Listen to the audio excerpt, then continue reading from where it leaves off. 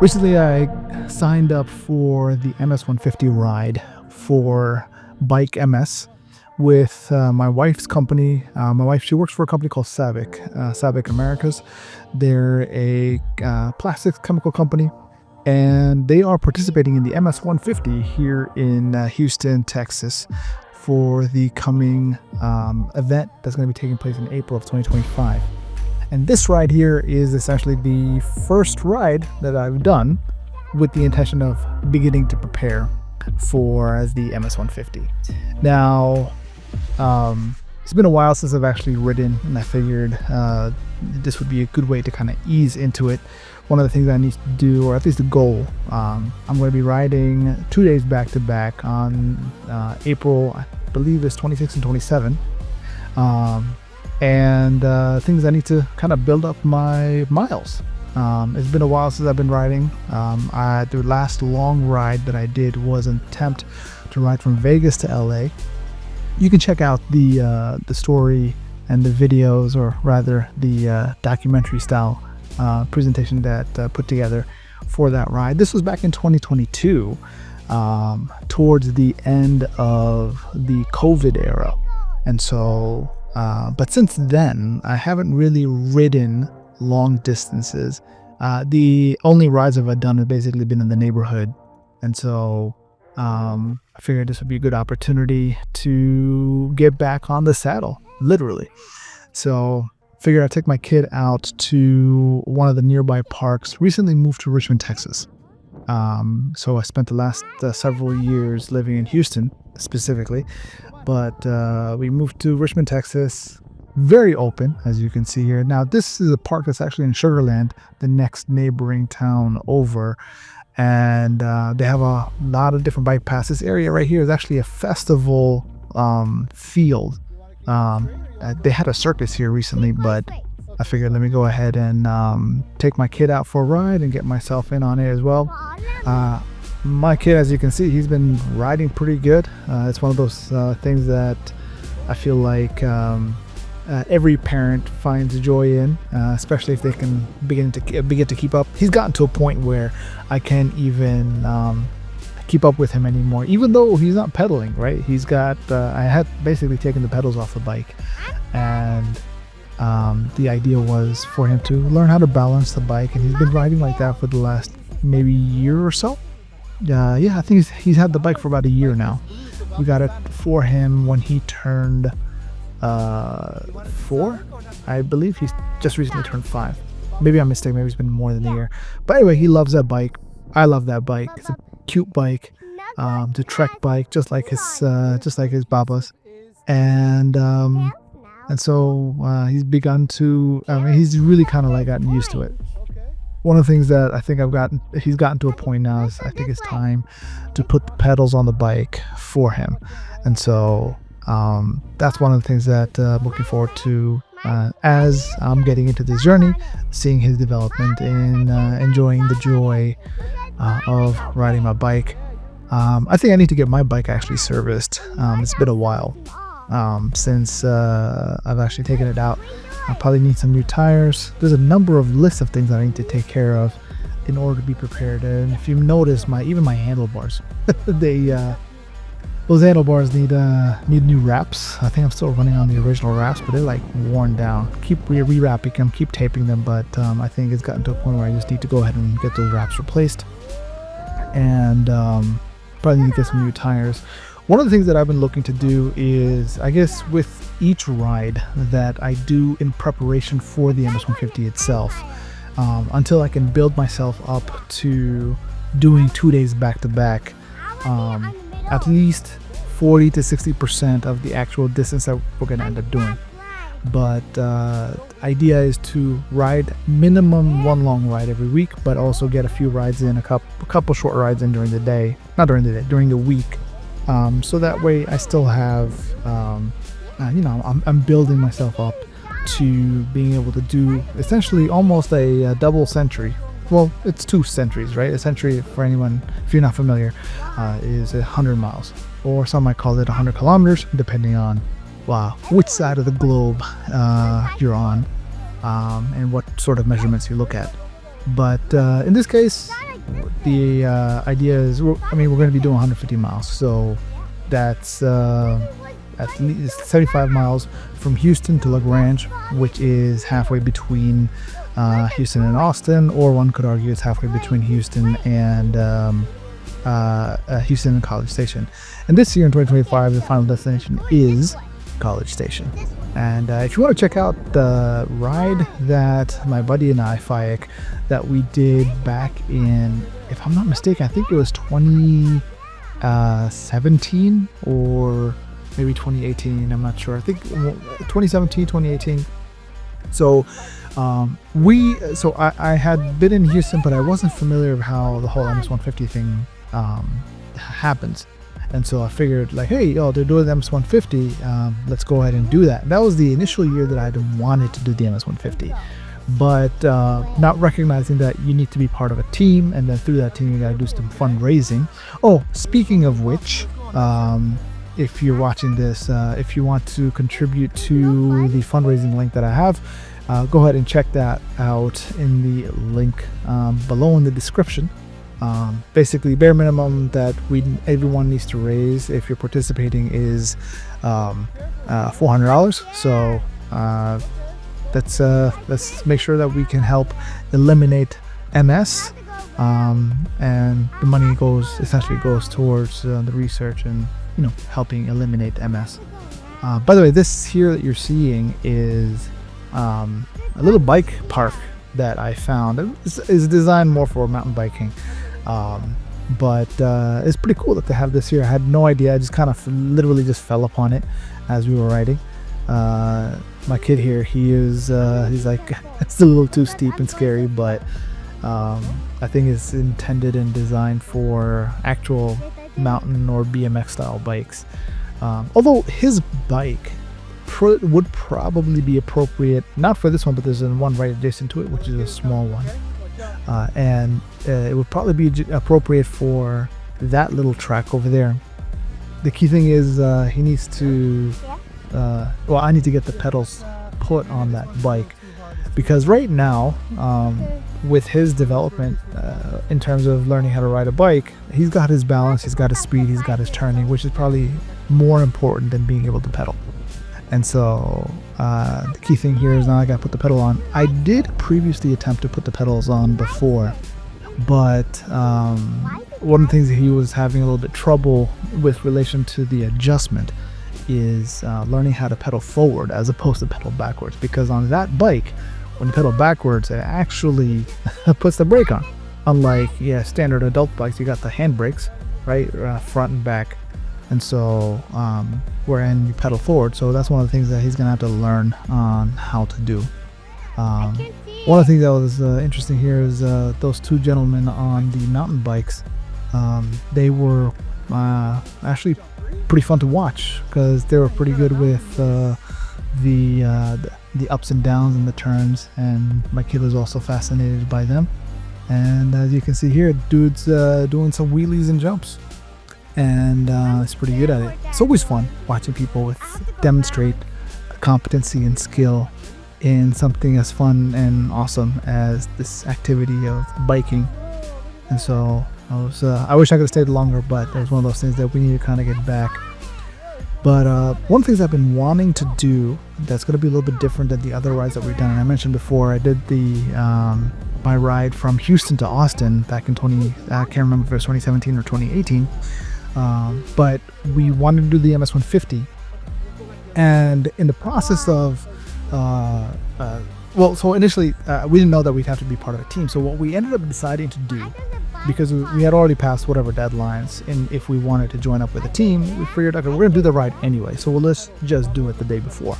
And so the day before the MS-150 ride was actually gonna happen, that's when we left, and I've documented that whole story. You can check it out. I'll probably leave a link for it here at some point, or you can find the link below, or in the end I'll link to it as a follow-up video.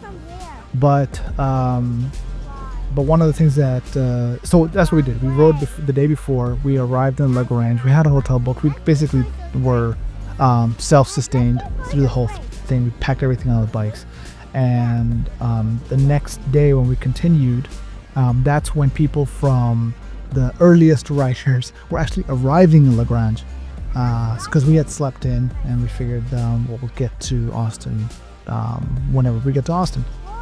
And we completed our ride on the first day the official MS-150 had began.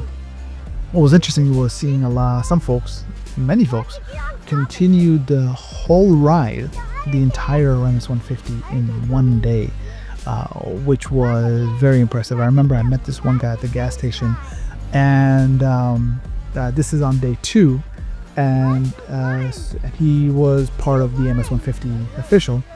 And it's interesting how, like, I'm looking at him, I'm genuinely impressed. Like, wow, he's doing the entire MS-150 route in one day, and he's looking at me, expressing his admiration and having been impressed with the fact that I'm doing the ride the same, if not actually longer than the official MS-150, because we went from Houston to Austin downtown, which was, I think, an additional 30 miles beyond what MS-150 was, and we had started before the starting line of the official MS-150, so we were doing a significantly longer ride than what MS-150 was.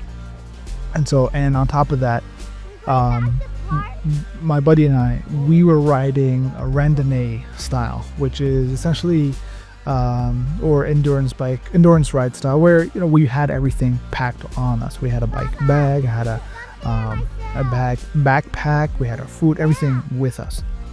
Whereas this gentleman, who was doing the whole ride in one day, it was basically him, his bike jersey, bike shorts, and a couple of water bottles, and literally that's it. I'm sure he had his wallet somewhere. And one of the things I remember doing is we continued from the gas station on the route, and he started riding, and he's just chilling, like he's just cruising, and I am putting in like a decent amount of effort, and as I'm putting in effort, he's actually slowly creeping away. But he had actually a really, really good bike. I think it was a Cervelo, which is a very expensive, very fast aerodynamic bike, whereas my Trek Domani from I think I bought a 2014 model. I think it's a 2013 model. I bought it in 2014. I think that's what. No, I think that's what it is. I think it's a 2013 model. I bought it in 2014, or maybe it's a 2012 model. I bought it. Anyway, it's an old bike, relatively speaking now. And so, whereas his bike looked shiny, brand new, I'm sure he's taken good care of it. And so there is a difference in gearing, gear ratios, weight, and all that. Especially with my bike is light, but with everything that I put on it, it was significantly heavier than his. So it's part of the reason why I'm sure he cruised away and how he was able to do the entire ride in one day, whereas my buddy and I were doing it in two, like most other people. Now, one of the things I am looking forward to, interestingly, is that this is a supported ride, the MS-150 with Team Sabic, that we're doing it. And so along the way, there's going to be checkpoints, and there's going to be like food and places to wash up and things like that, whereas before there was literally all on us. And I'm actually looking forward to doing this ride without having a whole ton of stuff on me. And so that's one of the things that's going to be interesting to see how well I can perform. And it's going to be an exciting thing to look forward to and work towards, building myself up to. I have personally jotted down, and maybe probably in the next video or a future video, I will be sharing what my plan is with relation to the different rides that I am going to be doing. Also, if you are in the Houston area and you live near Richmond or Sugarland, or south of West Park Tollway, if you do reside, or if you know of any rides that are happening south of West Park Tollway, close to 99 or west of 99, or maybe even east of 99, but definitely west of Highway 6. If you know of any rides happening there, do let me know. I'd love to connect. One of the challenges of having moved to the boondocks and the sticks of Richmond, Texas, bordering Rosenberg, compared to having been in A-Leaf for several years, A-Leaf Houston, or what they call SWAT, Southwest A-Leaf, Texas. It's a huge difference in terms of living lifestyle. Skies are clearer, I can see the stars, not so much light pollution, but also there's also a scarcity of people. In A-Leaf, I can just walk outside my apartment complex, or even in the neighborhood. I can strike up conversations, meet people, run into people, see people regularly, because the places that you go to, whether it's the gym or the gas station or the grocery store, those are people you would normally see regularly every day. Even the people that would be serving you at the local coffee shops or the fast food joints or Taco Bell, those are people you begin to recognize, and or also happen to live and work in the area. Whereas here in Richmond, it's like it's hard to get around. It definitely can't go anywhere on foot, and so there's like literally nothing in walking distance from where I'm at least in the neighborhood that I'm at. I'm surrounded by farm, cows, and Old Town Richmond. So, and to cross into Old Town Richmond, it's also you can't really do it by foot in a safe manner. Definitely not something that would be safe to do it with your kid. Although Old Town Richmond does have a charm. It feels like, well, one thing, you got the trains. There's an annoyance of the trains with, like, if you get stuck when trying to cross the railroad tracks, and these are long, like, supply trains, right? They're carrying things like rocks and chemicals or whatever, and they're like a mile, if not more, long.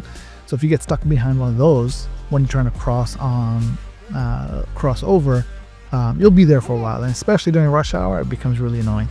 But there's a charm to the train. There's a charm to Old Town Richmond, and it looks like a movie set. And so those are some of the things that I've come to appreciate. I've only been here a few months, but in terms of generally meeting people and being out on foot and connect, being west of 99, that's been scarce, to say the least.